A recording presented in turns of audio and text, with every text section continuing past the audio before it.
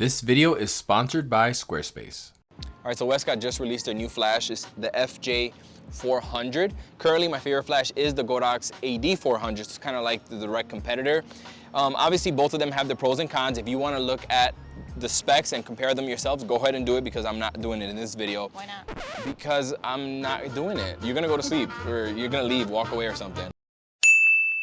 So I do have 5 things that I do like about the FJ400 that's kind of unique and the Godox does not have. So let's go over those right now. All right, my favorite feature of this flash is the flash trigger. This flash trigger is a cross-compatible trigger. It will work with Lumix, Canon, Nikon, Sony, Fuji, Olympus, all the cameras, this trigger. If you want to use it with Sony, is a $20 adapter, and you will be able to use it with Sony, but this trigger, I don't know of any other triggers that will just work with all the cameras, and you get all the features. With Godox, you need to buy a specific trigger for every camera. If you want all the features like high-speed sync, this one you will unlock all the features with all the cameras. That's pretty cool. The Westcott light also has a built-in AC adapter. If you're shooting in studio, you want to rely on the battery power, you can just plug it up and you're good to go. With the Godox, you need to spend another $120 for an AC adapter. That's a really nice feature that it includes as well. The FJ400 also has a bigger battery, obviously. It's a bigger unit altogether. It's rated 90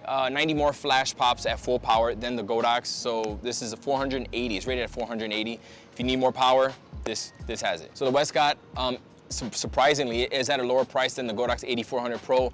This one retails at $570, and how much is the Godox? $650. So it is a cheaper unit. The trigger is $100 for the Westcott, but then again, it's universal. It works for all the brands. And the Godox ones are obviously much cheaper, but you know, it just depends on what you need it for. I have all different kinds of cameras in my house. I have Fuji, Nikon, Sony. It's nice to have a trigger that works with all the cameras. And in this shoot, right following this, we're gonna be shooting with the Fuji and the Nikon. And last but not least, the interface. The interface of the Westcott gives a more premium feeling. It's a color LCD versus the Godox is just a black and white LCD. Not a deal breaker at all, but it's something to just keep in mind. All right, I'm tired of talking, babe. You wanna go shoot? I'm tired of you talking too. Let's go.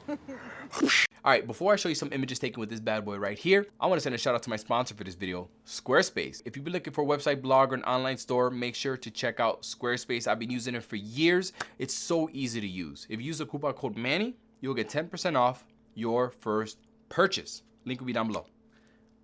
Back to the video.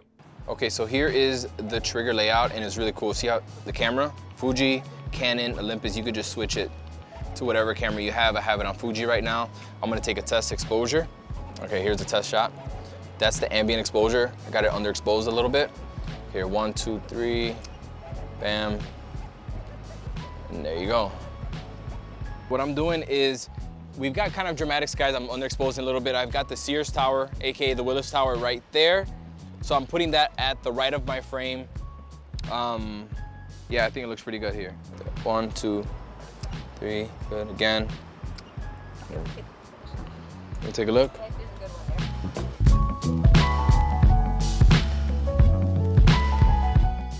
So for this composition, I normally wouldn't just shoot with just the sky behind her. I feel like it's kind of boring and it's just white, but since the clouds have come in and there's some texture up there, I can use that. I'll underexpose for the background and I'll use that texture as part of my image. So 1, 2, 3, good. Look at that black car right there.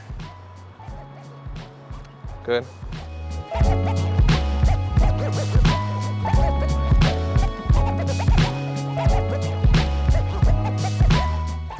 All right, so I'm done shooting with the Fuji. Now I can take this trigger off the Fuji anytime now.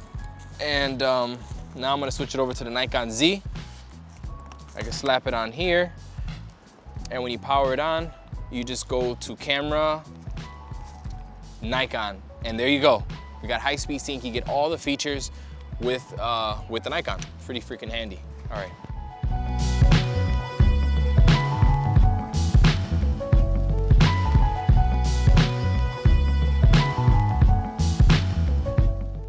Test shot, let me see. Oh, this is actually, this is kind of nice.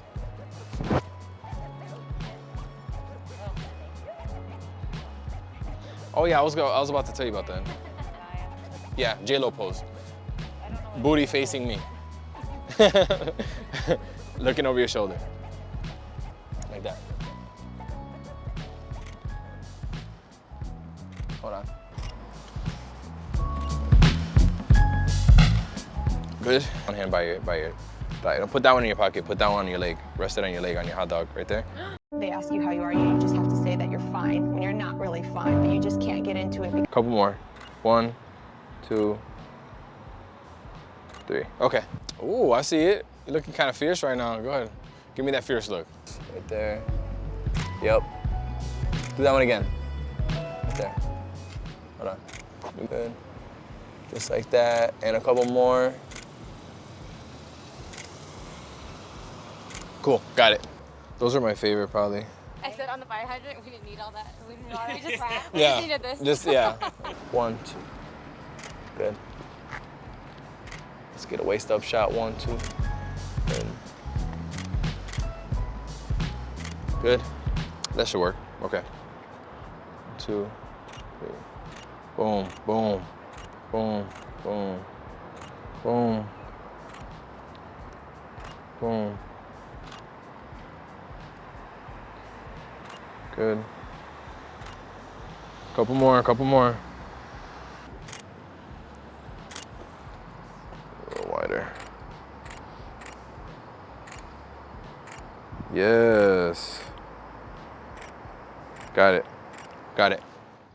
So far, I've done 2 photo shoots with this flash. The one I just showed you right now, and then the one I did last night with the Sony a7 III. It was a roller skating shoe, so subscribe because that video is coming up next, okay? So far, the flash has worked as I thought it would. It's a beast, but there's just one thing that I wish I could change about it, and that's the minimum power.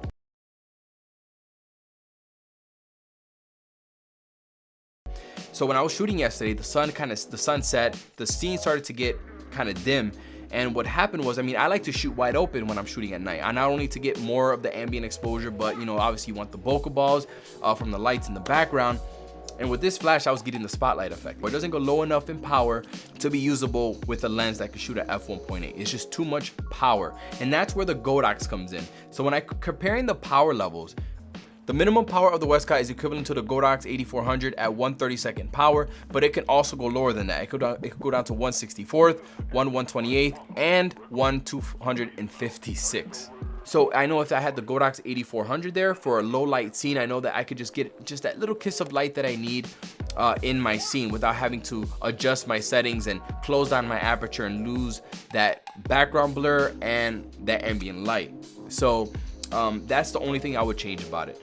Obviously the Godox also has like a little ecosystem going on. So you can either get their speed lights, their Godox 8200s, the 400s, the 600s. It's like a whole family of flashes that you can use together and use wirelessly with the trigger. So obviously Godox has an advantage there. Like a lot of people are gonna like a flash like this, especially if you're using different camera systems. It will work seamlessly with any camera that you have, or at least the ones that I mentioned. Let's say you're an educator or someone that likes to shoot with friends. It's nice to have that trigger that you can just pass on to someone and you guys can just use the same light. It has great battery life and it has that built-in AC adapter for the people that like to shoot in the studio as well as on location. So I love what they're doing here. I love that the space is now getting a little bit more competition. I love it. I love it. All right, everyone, thank you so much for watching this video. Stay tuned for the next video. Have a great week, y'all.